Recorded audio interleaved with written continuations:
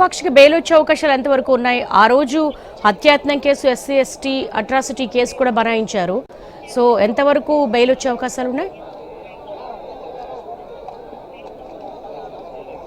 ప్రధానంగా విరూపాక్షి పైన హత్యాయత్నం, ఎస్సీ ఎస్టీ అట్రాసిటీ కేసులు నమోదయ్యాయి.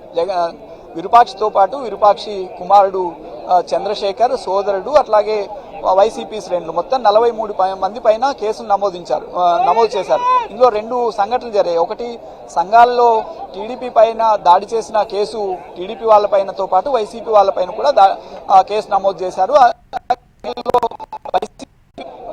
టీడీపీ వాళ్ళ పైన ఎమ్మెల్యే దాడి ఇందులో కేసు అత్యాచారయత్నంతో పాటు హత్యాయత్నం కేసులు కూడా నమోదయ్యాయి.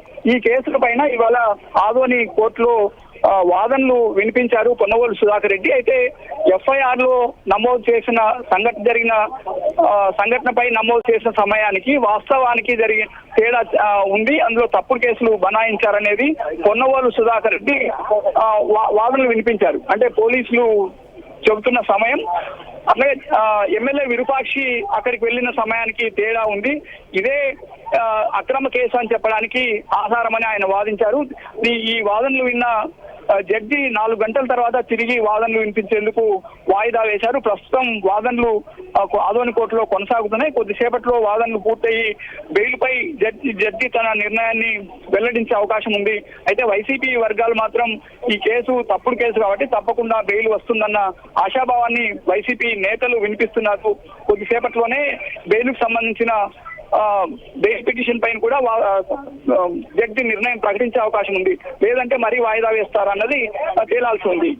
దేవి, చంద్రశేఖర్, మొదటి నుంచి కూడా వైసీపీ నేతలు మాట్లాడేది విరూపాక్షి అరెస్ట్ అక్రమం అంటున్నారు.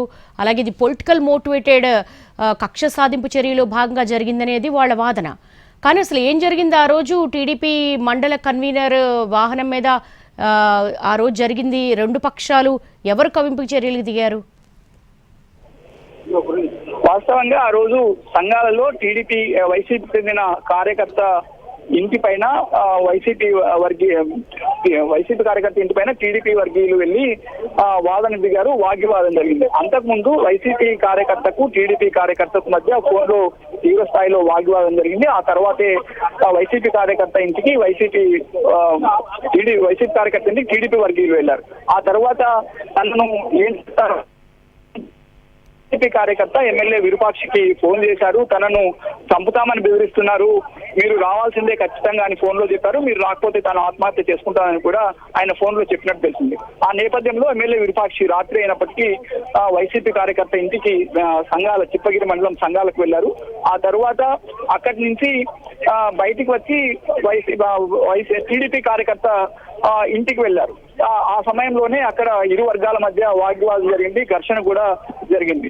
అక్కడి నుంచి చిప్పగిరి పోలీస్ స్టేషన్ కి వెళ్లి సంఘాలలో కార్యకర్త ఇంటిపై దాడి చేసి వారిపైన కేసులు నమోదు చేయాలి, వాళ్ళని వెంటనే అరెస్ట్ చేయాలి, లేకపోతే ఇక్కడ నుంచి కదిలేదు లేదని చిప్పగిరి పోలీస్ స్టేషన్ ముందు కూడా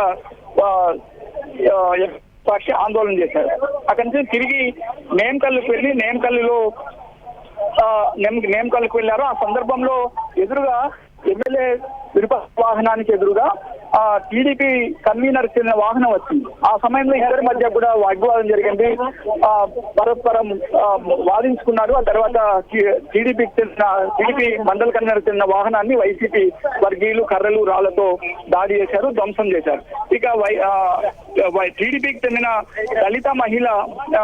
దళితుల ఎస్సీలకు చెందిన వారి ఇంటి దగ్గరకు వెళ్ళిన అక్కడ కూడా ఘర్షణ వాతావరణం జరిగింది.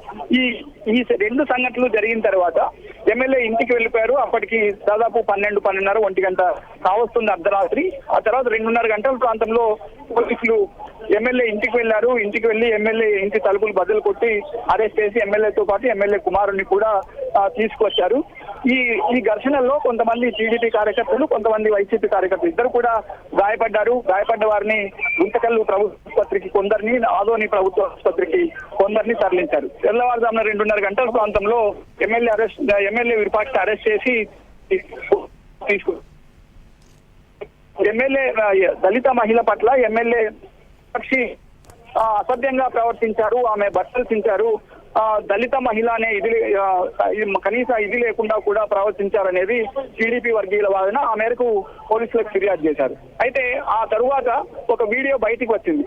ఎమ్మెల్యే అదే టీడీపీకి చెందిన దళిత మహిళ నైటీని ఆమె భర్తే చించివేసినట్టు వీడియో బయటికి వచ్చింది. దీనిపైన వైసీపీ వర్గీయుల వాదన ఏంటంటే భర్తనే చించేశారు, ఎమ్మెల్యే పైన అక్రమ కేసు బనాయించారనేది వైసీపీ వర్గీయుల వాదన. దీనిని టీడీపీ వర్గీయులు ఇది మార్ఫింగ్ వీడియో, కేవలం కావాలనే ఆ కేసు నుంచి బయటపడేందుకు దళిత మహిళ నైటీని ఆమె భర్తేచించారని సృష్టించారు.